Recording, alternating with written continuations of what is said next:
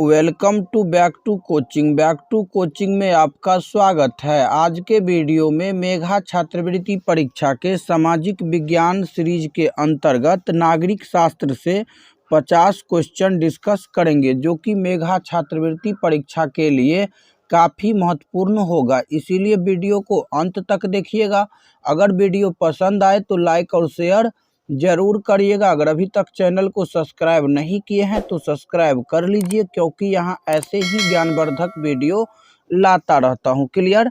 तो चलिए शुरू करते हैं। क्वेश्चन नंबर 1 से पहला क्वेश्चन दिया गया है कि भारत को आज़ादी कब मिली?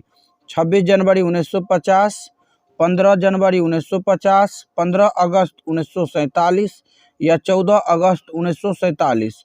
तो इसका सही आंसर होगा विकल्प तीसरा, 15 अगस्त 1947। क्लियर? याद रखिएगा कि भारत को जो आज़ादी मिली वो 15 अगस्त 1947 को मिली। क्लियर? यहीं पर अगर पाकिस्तान की आज़ादी के बारे में पूछा जाए तो 14 अगस्त 1947 होगा। क्लियर? अगला क्वेश्चन दिया गया है क्वेश्चन नंबर 2, भारत का संविधान कब से लागू हुआ? 15 अगस्त 1947, 15 अगस्त 1950, 26 जनवरी 1952, 26 जनवरी 1950। तो इसका सही आंसर होगा विकल्प चौथा, 26 जनवरी 1950। याद रखिएगा कि भारत का संविधान पूर्ण रूप से 26 जनवरी 1950 को लागू हुआ। क्लियर? अगला क्वेश्चन दिया गया है क्वेश्चन नंबर 3, संविधान सभा के अस्थायी अध्यक्ष कौन थे? डॉक्टर राजेंद्र प्रसाद, भीमराव अंबेडकर, जवाहरलाल नेहरू, महात्मा गांधी। तो इसका सही आंसर होगा विकल्प पहला, डॉक्टर राजेंद्र प्रसाद। संविधान सभा के अस्थायी अध्यक्ष डॉक्टर राजेंद्र प्रसाद सिंह थे। क्लियर? अगला क्वेश्चन दिया गया है क्वेश्चन नंबर 4, संविधान सभा की प्रारूप समिति के अध्यक्ष कौन थे? डॉक्टर राजेंद्र प्रसाद, भीमराव अंबेडकर, सरदार वल्लभ भाई पटेल, महात्मा गांधी। तो इसका सही आंसर होगा विकल्प दूसरा, भीमराव अंबेडकर। याद रखिएगा कि संविधान सभा की प्रारूप समिति के अध्यक्ष भीमराव अंबेडकर थे। क्लियर? अगला क्वेश्चन दिया गया है क्वेश्चन नंबर 5, जनतंत्र में किसका किस पर शासन है? नौकरशाही का जनता पर, राजा का जनता पर, अधिनायक का जनता पर या फिर जनता का जनता पर। तो इसका सही आंसर होगा विकल्प चौथा, जनता का जनता पर। याद रखिएगा कि जनतंत्र में जनता का जनता पर शासन होता है। क्लियर? अगला क्वेश्चन दिया गया है क्वेश्चन नंबर 6, क्वेश्चन नंबर 6 दिया गया है, मनुष्य एक सामाजिक प्राणी है, यह किसका कथन है? मनुष्य एक सामाजिक प्राणी है, यह किसका कथन है? अरस्तु, प्लेटो, लिंकन, लास्की।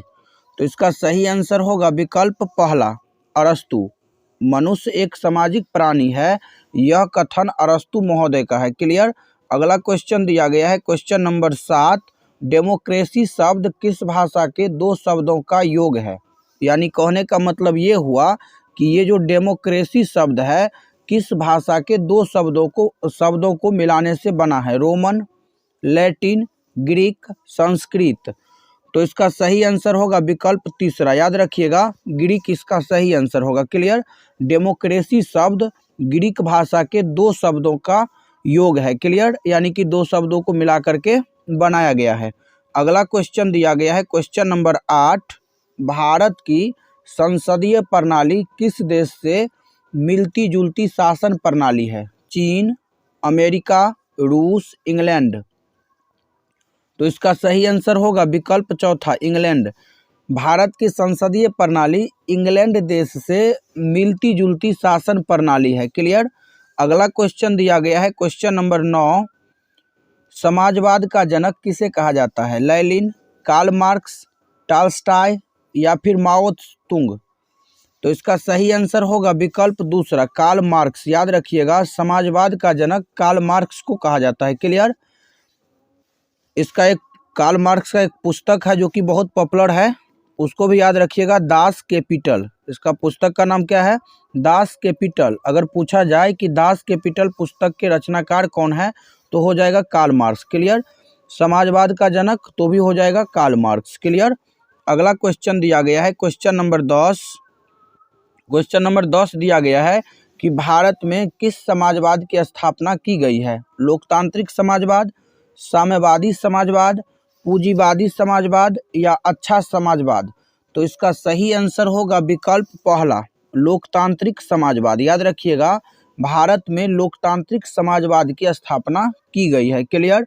अगला क्वेश्चन दिया गया है क्वेश्चन नंबर 11, भारत के राष्ट्रीय झंडे में श्वेत रंग किस बात का प्रतीक है? भारत के राष्ट्रीय झंडे में श्वेत रंग किस बात का प्रतीक है? साहस या फिर सांत्वना, विश्वास, सत्य और शांति। तो इसका सही आंसर होगा विकल्प चौथा, सत्य और शांति। क्लियर। अगला क्वेश्चन दिया गया है क्वेश्चन नंबर 12, 11वीं पंचवर्षीय योजना काल है, यानी कि 11वीं पंचवर्षीय योजना का काल क्या है?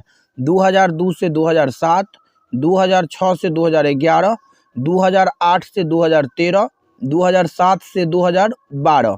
तो इसका सही आंसर होगा विकल्प चौथा, 2007 से 2012। याद रखिएगा, 11वीं पंचवर्षीय योजना का अगर काल पूछा जाए तो 2007 से 2012 होगा। क्लियर।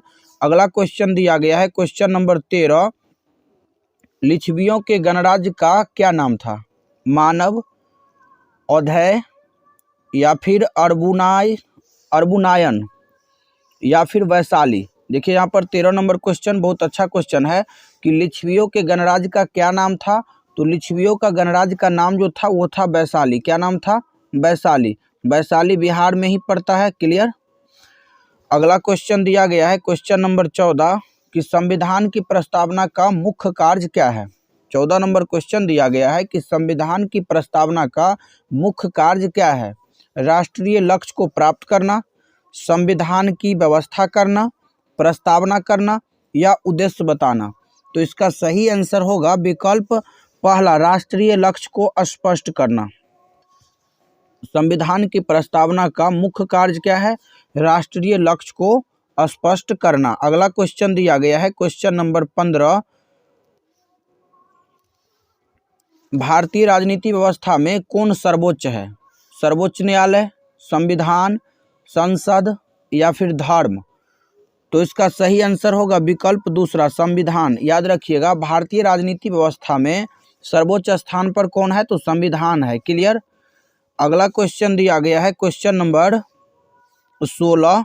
क्वेश्चन नंबर 16 यहाँ पर दिया गया है कि जनतंत्र में गुण की अपेक्षा अन्य किस पर अधिक जोर दिया जाता है? जनतंत्र में गुण की अपेक्षा अन्य किस पर अधिक जोर दिया जाता है? नागरिकों पर, धन पर, संख्या पर, किसी पर नहीं।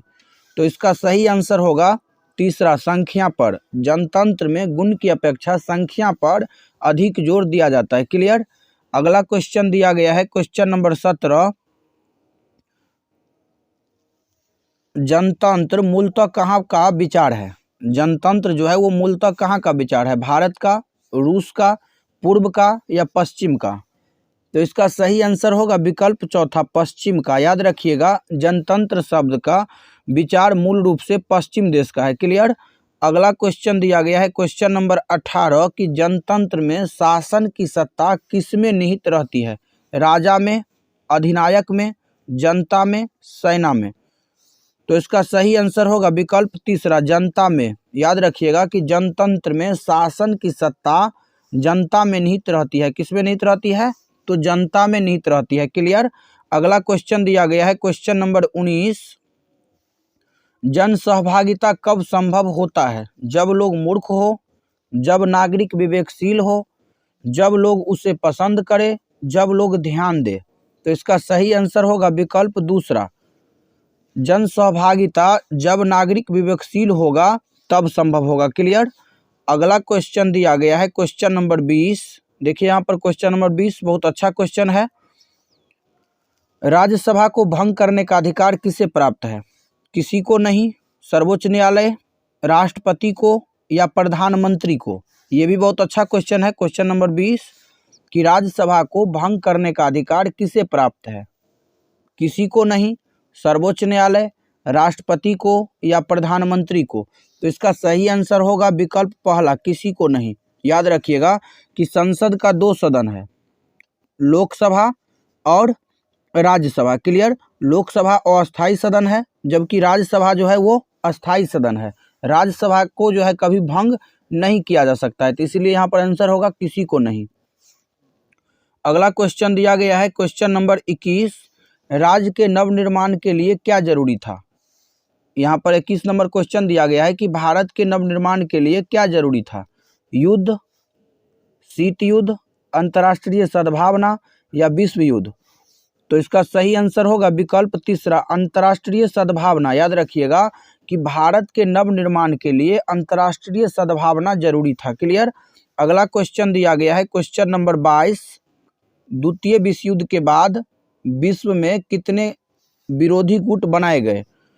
1, 2, 3, 4। क्वेश्चन नंबर 22 दिया गया है कि द्वितीय विश्व युद्ध के बाद विश्व में कितने विरोधी गुट बनाए गए थे। 1, 2, 3, 4। तो इसका सही आंसर होगा विकल्प दूसरा 2। याद रखिएगा कि द्वितीय विश्व युद्ध के बाद विश्व में 2 विरोधी गुट बनाए गए थे। कितने? 2। एक था सोवियत संघ और दूसरा अमेरिका। क्लियर। द्वितीय विश्व युद्ध कब हुआ था? तो 1939 ईस्वी में। और खत्म कब हुआ? तो 1945 ईस्वी में। याद रखिएगा ये भी। और प्रथम विश्व युद्ध 1914 से लेकर के 1918 तक चला था, यानी 1914 में शुरू हुआ और 1918 में खत्म हुआ। अगला क्वेश्चन दिया गया है क्वेश्चन नंबर 23, गुट निरपेक्षता का क्या महत्व था या क्या उद्देश्य था। 23 नंबर क्वेश्चन दिया गया है कि गुट निरपेक्षता का क्या उद्देश्य था। सहयोग, सद्भावना और शांति, या फिर युद्ध, या विभेद, या अलगाव। तो इसका सही आंसर होगा विकल्प पहला, गुट निरपेक्षता का उद्देश्य सहयोग, सद्भावना और शांति था। क्लियर।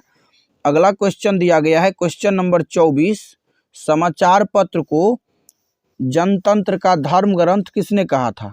ये भी क्वेश्चन बहुत अच्छा है कि समाचार पत्र को जनतंत्र का धर्म ग्रंथ किसने कहा है।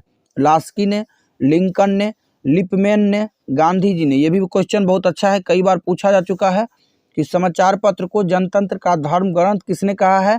तो इसका सही आंसर होगा विकल्प तीसरा, लिपमैन ने। याद रखिएगा कि समाचार पत्र को जनतंत्र का धर्म ग्रंथ लिपमैन के द्वारा कहा गया था। क्लियर।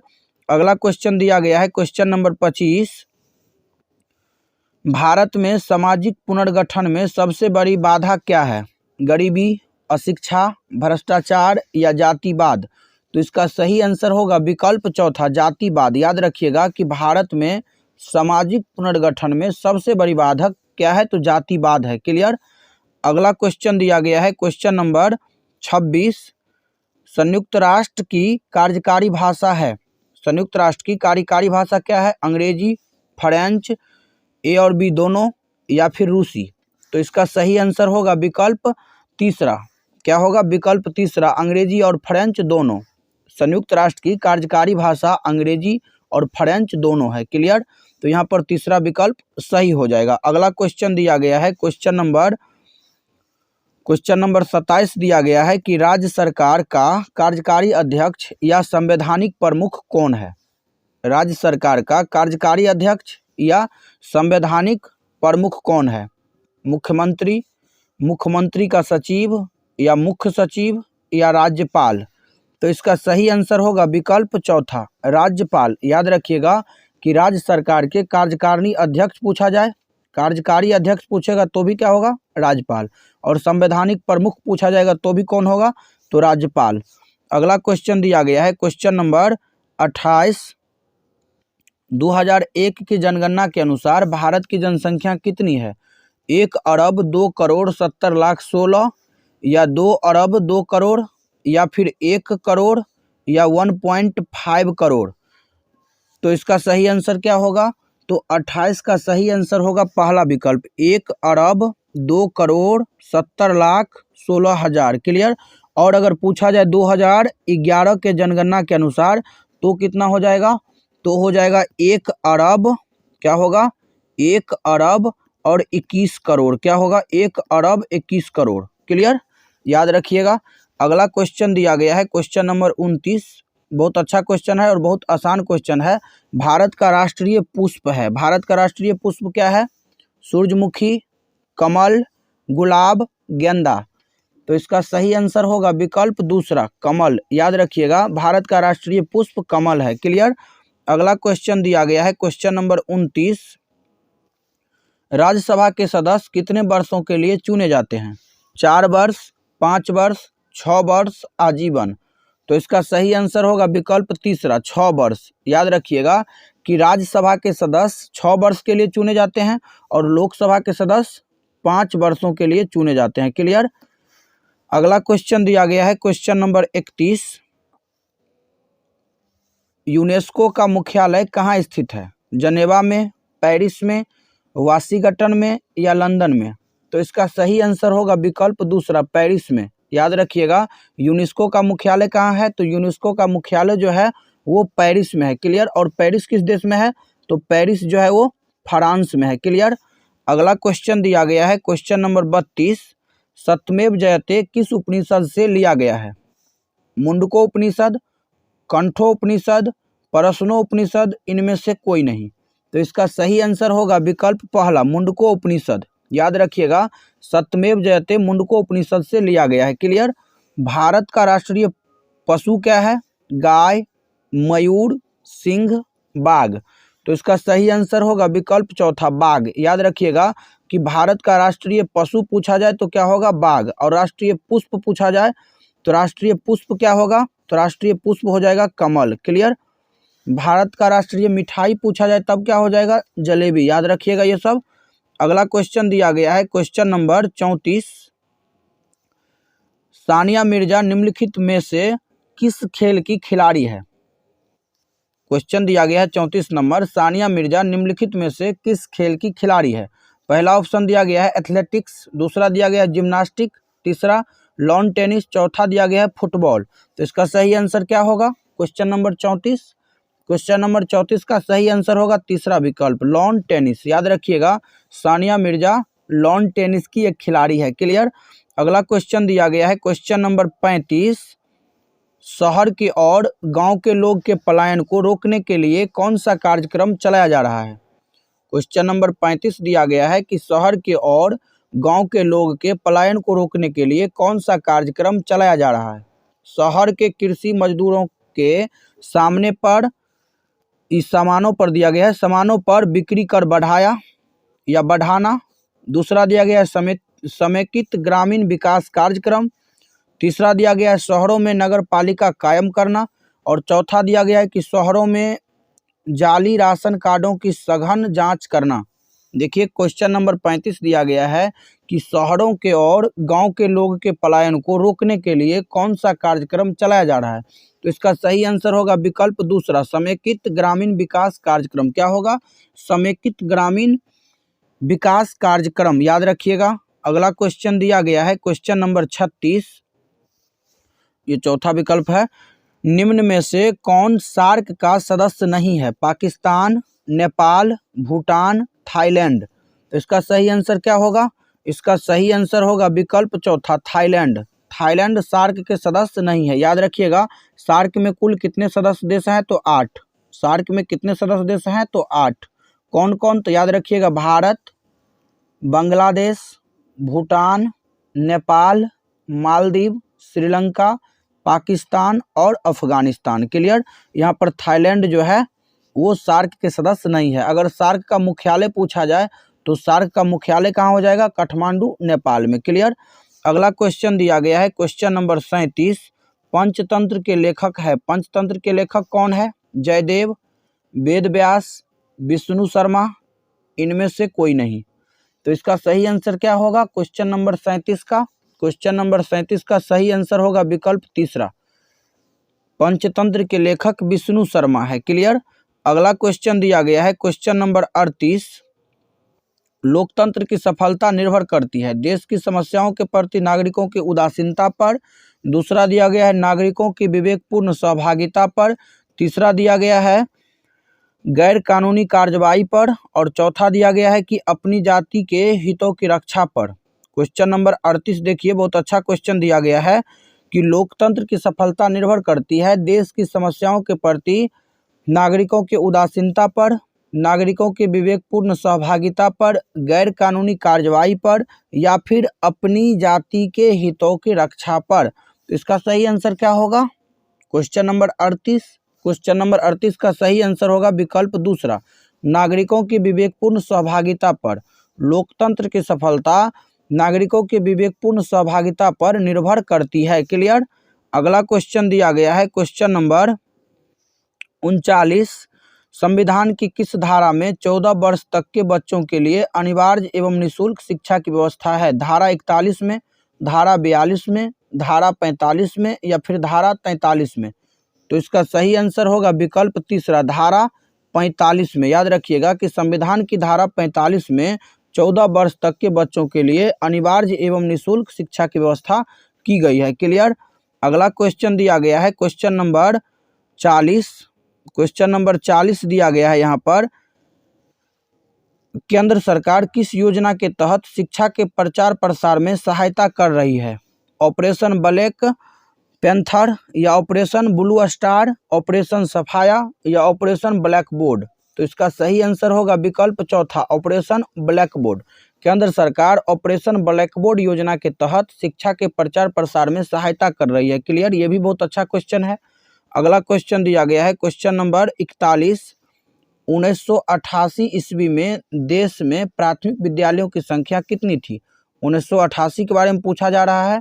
ऑप्शन दिया गया है 6,85,000, 5,55,700, 8,08,800 या फिर 4,44,000।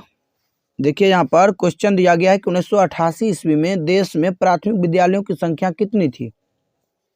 6,85,000, 5,55,700, 8,08,000, क्या दिया गया है? तो 8,08,800 या फिर 4,44,000। तो इसका सही आंसर क्या होगा 41 नंबर क्वेश्चन का? 41 नंबर क्वेश्चन का सही आंसर दूसरा हो जाएगा, 5,55,700। क्लियर। अगला क्वेश्चन दिया गया है क्वेश्चन नंबर 42। सबों के लिए स्वास्थ्य योजना पूरा करने के लिए सरकार ने कौन सी समय रेखा निश्चित की है? 2000 ईस्वी तक, 1995 ईस्वी तक, 1998 ईस्वी तक, अगले चुनाव के पहले तक? तो इसका सही आंसर होगा विकल्प पहला, 2000 ईस्वी तक। याद रखिएगा कि सरकार के द्वारा स्वास्थ्य योजना पूरा करने का लक्ष्य 2000 ईस्वी तक रखा गया था। क्लियर।